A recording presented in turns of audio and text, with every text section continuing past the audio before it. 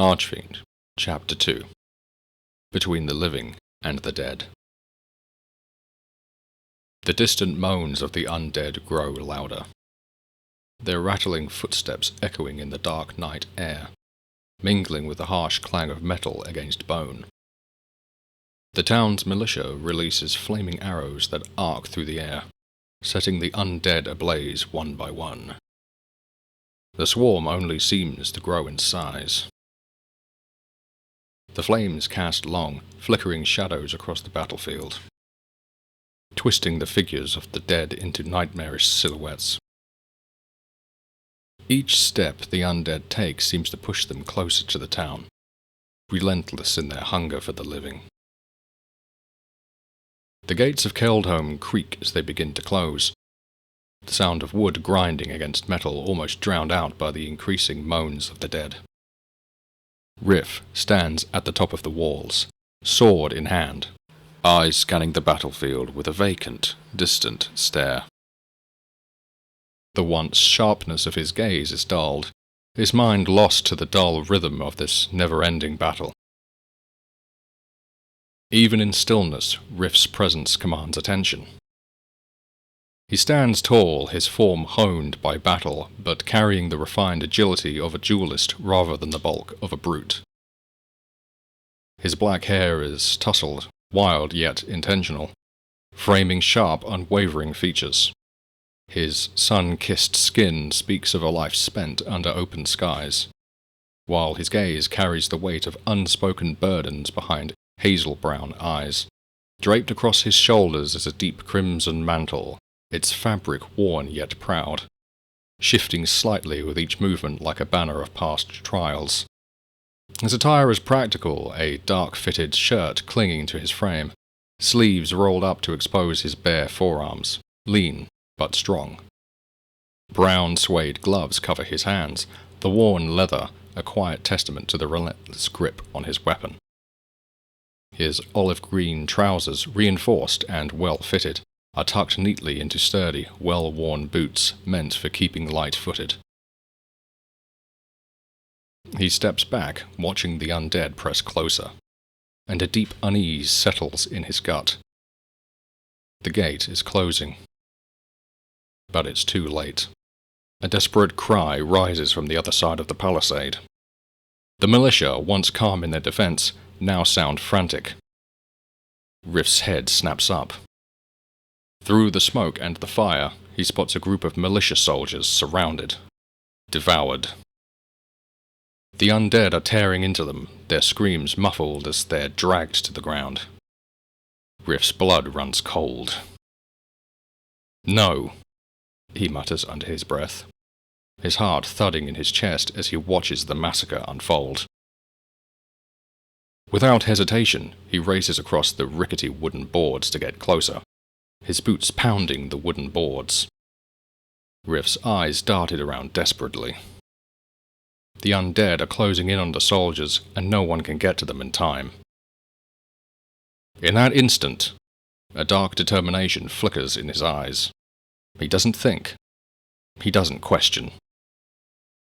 With a single, powerful leap, Ryph launches himself over the palisade wall, sword raised high, his body cutting through the air.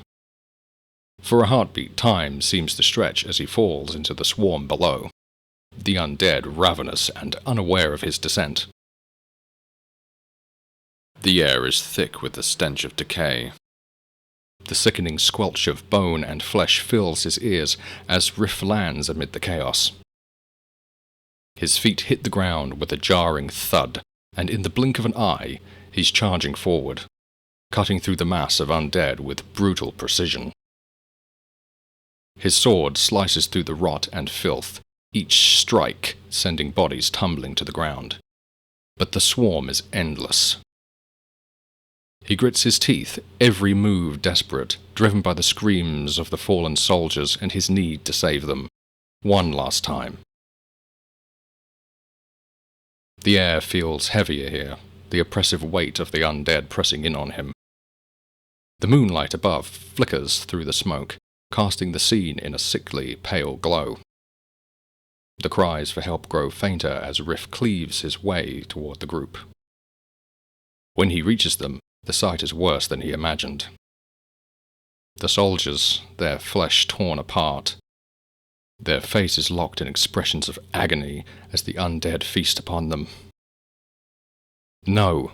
Ryph roars, swinging his sword with fury, scattering the undead from the fallen bodies. The soldiers are gone. Their deaths are brutal, horrific, their lives snuffed out in mere moments, swallowed by the relentless tide of the undead. For a brief, shattering moment, Ryph stands alone amidst the carnage, the weight of failure pressing down on him. But there's no time to mourn, no time to stop.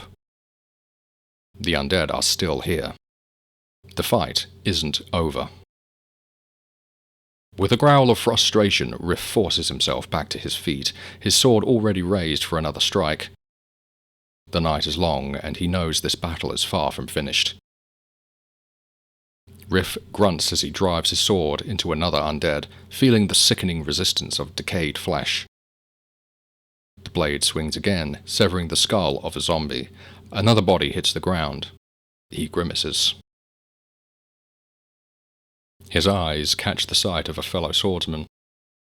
The man is cutting through the undead with grim determination. Though there's no joy in his movements, only the dull repetition of survival. Another militia blade meets a zombie's skull. The man shouts over the noise, his voice tinged with frustration, but Ryph cannot make out the words.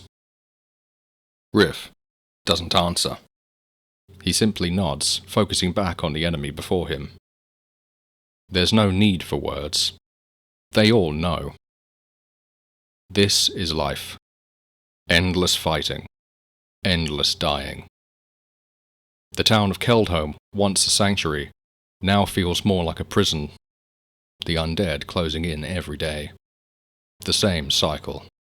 The same pain. There's no end in sight.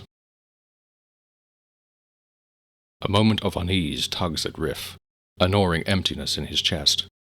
There's something wrong with this picture. Something is missing in the equation. But he can't place it. His eyes dart across the chaos, the moaning undead pressing forward. Militia blades flashing in the torchlight, arrows streaking down from above. And then he sees it. Just beyond the edge of the horde, standing perfectly still amidst the writhing swarm, is a scarecrow. Its crooked, wooden arms are outstretched, its straw-stuffed head tilted slightly upward as if observing the carnage with cold indifference. The flickering torchlight makes it seem almost alive, casting shifting shadows across its stitched grin. For a moment, Ryph freezes. The scarecrow is out of place, too deliberate. It's standing as if it has purpose. And then he notices it. The way some of the undead closest to it seem to pivot their movements ever so slightly, as if subtly guided. A militia archer's flaming arrow arcs across the sky, landing near the scarecrow and momentarily illuminating its ragged form. The undead nearby recoil slightly from the light, but the scarecrow, it doesn't move. Ryph's stomach knots with unease. But a sharp cry from behind, another soldier calling for aid, snaps his focus back to the immediate battle. He shakes his head and forces his legs to move, driving forward once again into the thick of the undead horde. Yet even as he swings his blade and cuts through rotten flesh, the image of that still figure in the dark lingers at the edge of his mind, like a splinter he can't remove. His gaze drifts to the town square, where townsfolk labor to load the bodies of the dead onto a bonfire. The smoke rises in thick, choking plumes of black. The crackle of burning wood and the stench of melting flesh adding an eerie rhythm to the chaotic sounds from outside the walls. He senses the shift in the air before he hears it, a loud, commanding and urgent, "Scout team, secure the area." The command is quickly followed by the distant thrum of bowstrings. The malicious archers, positioned on the walls, are firing arrows with deadly precision. Ryph looks up just in time to see a flurry of arrows descending from the wall, slicing through the air like streaks of light against the night. They hit their mark. The undead had been swarming the fallen soldiers, now catching fire, their movement slowing as the flames spread. The gates creak open, just a crack at first, but it's enough. A fresh wave of militia, armed and ready, rushes forward, pushing past Ryph and the remaining defenders. Their blades flash as they cut through the undead with renewed vigor, working together to create a brief yet vital opening. Ryph stands in the thick of the melee, his sword flashing with the quickness of a seasoned warrior, but he feels the weight of fatigue in his bones, and yet the sight of more soldiers, more hope, ignites a fire inside him. His resolve hardens. They'll drive back the dead, just as they've done 100 times before.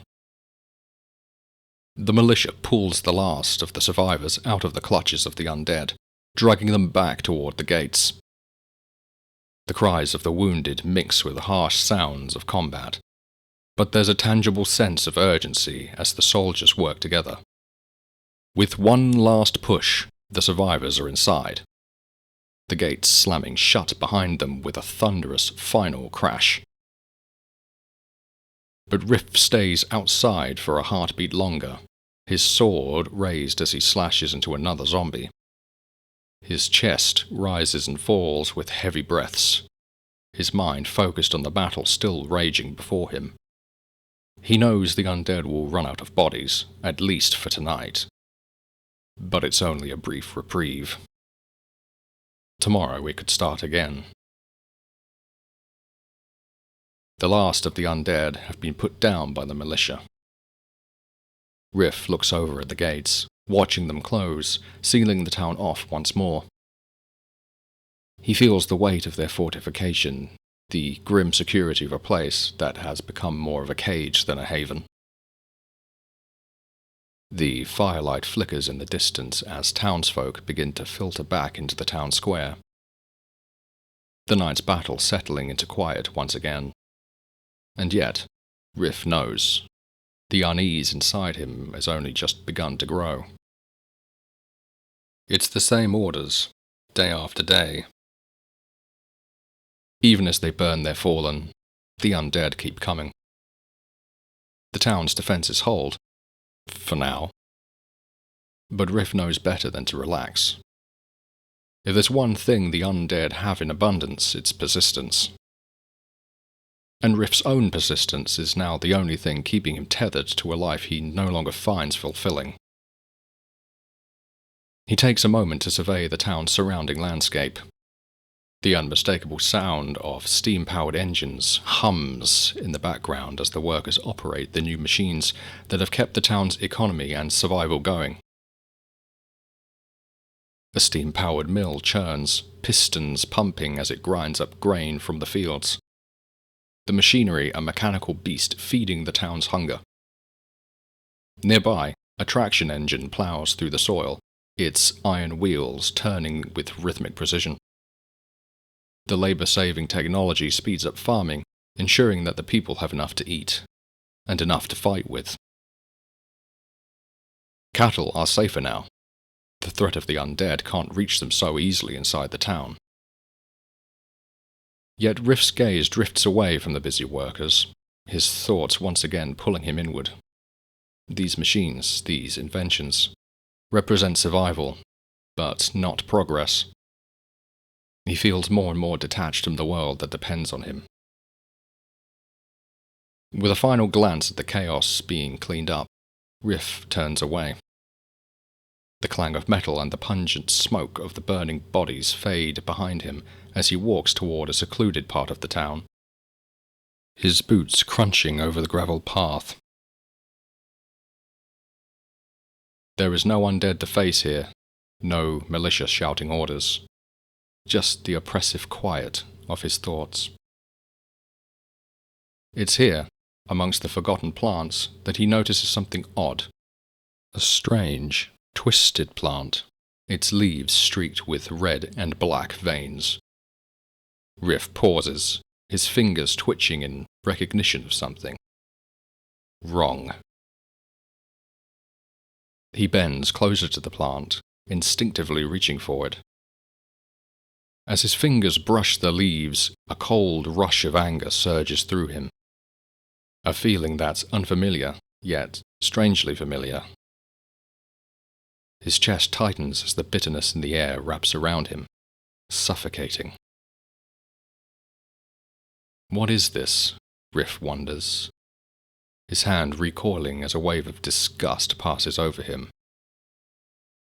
He tosses the plant aside, and with it, the overwhelming sense of rage slowly fades, leaving only an unsettling emptiness.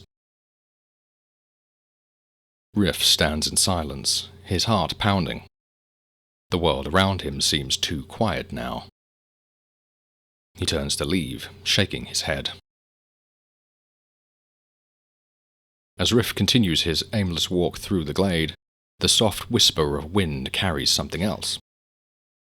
A faint flicker of light caught in the corner of his eye. He pauses, instinctively drawn to it. At first, it seems like a trick of the first rays of sunlight, but then he catches it again. A small, flickering wisp hovering at the edge of the forest. Its glow dim and unsteady, like a tiny flame struggling against the wind. It's just out of reach, a delicate presence in the otherwise oppressive silence. For a moment, Ryph remains still, watching.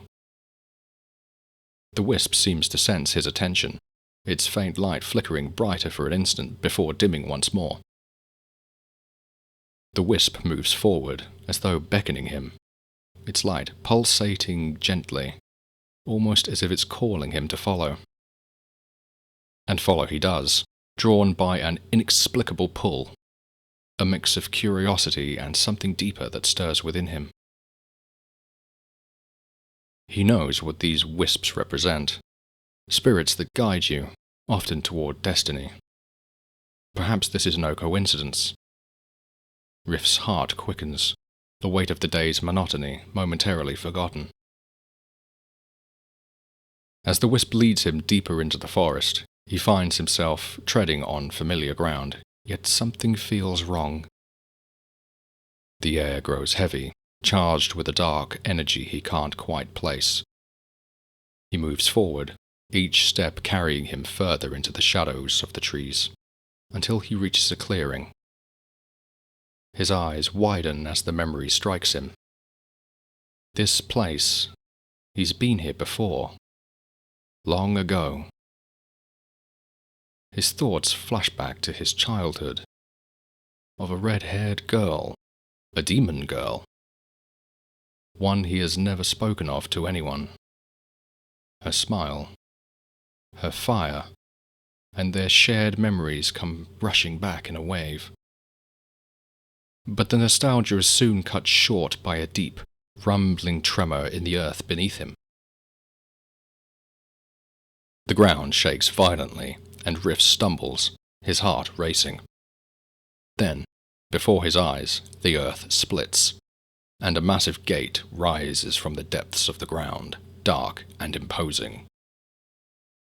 The stone is ancient, black as night, adorned with gargoyle statues flanking its entrance, their eyes seeming to glow with a sinister life. Ryph takes a step back, his instincts screaming at him. But the wisp hovers just beyond the gate, urging him forward. As the gate groans open, the surrounding air thickens, swirling with a palpable tension. A deep rumble vibrates through the ground, and the stone of the gate cracks with ancient power.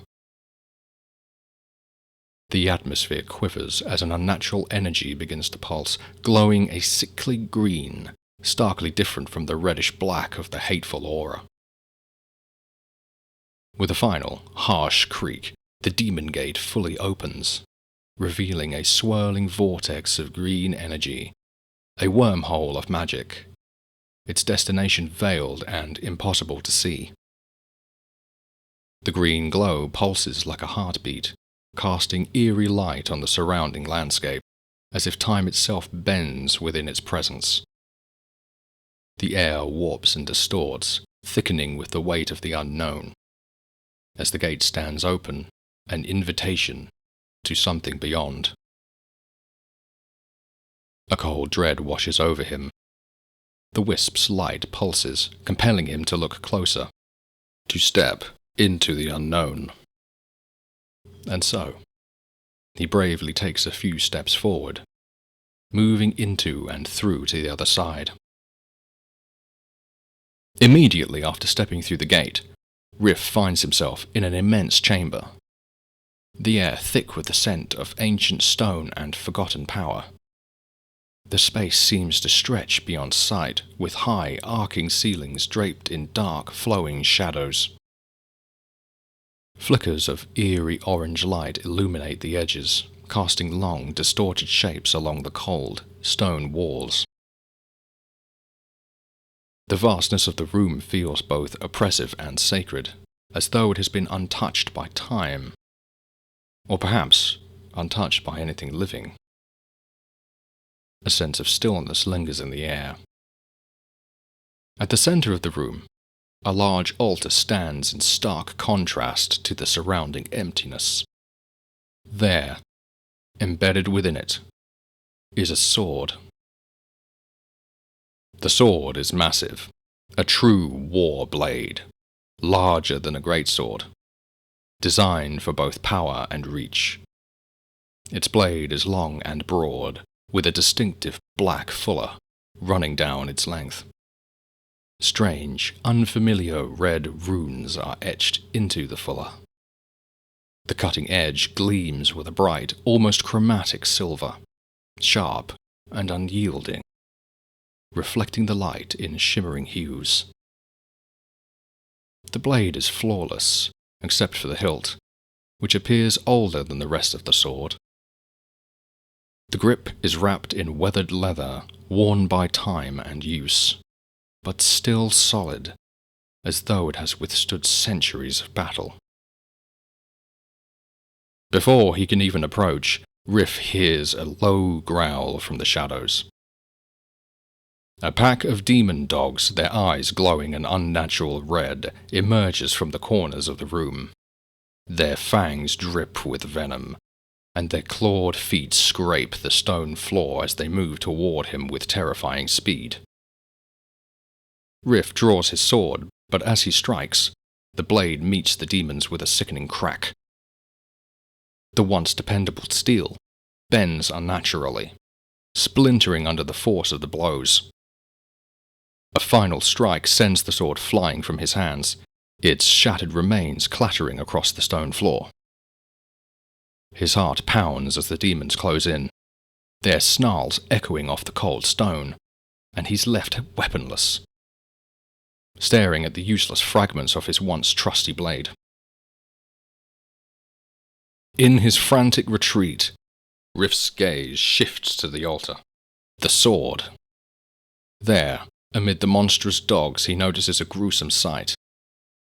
A skeleton, wearing heavy demon armor, is impaled through the abdomen by the very sword in the altar.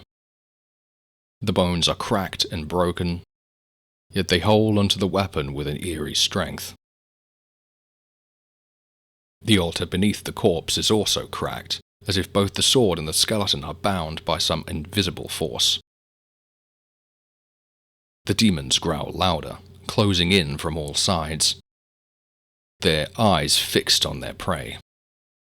Desperation claws at Ryph's chest, but something pulls at him. An instinct, a presence within the air, urging him forward. With no other option, he charges the altar, scrambling onto the stone platform as the beasts lunge at him.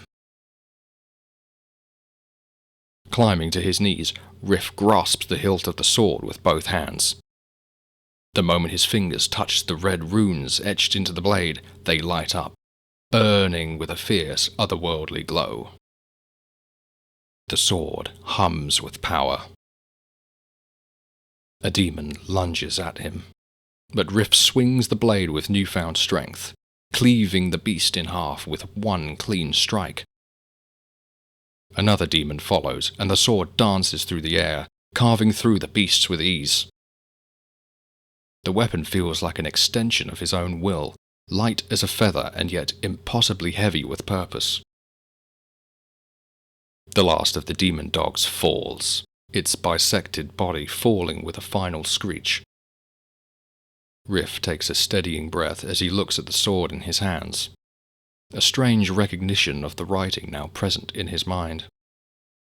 Fitra. Its red runes pulsing in time with his heartbeat.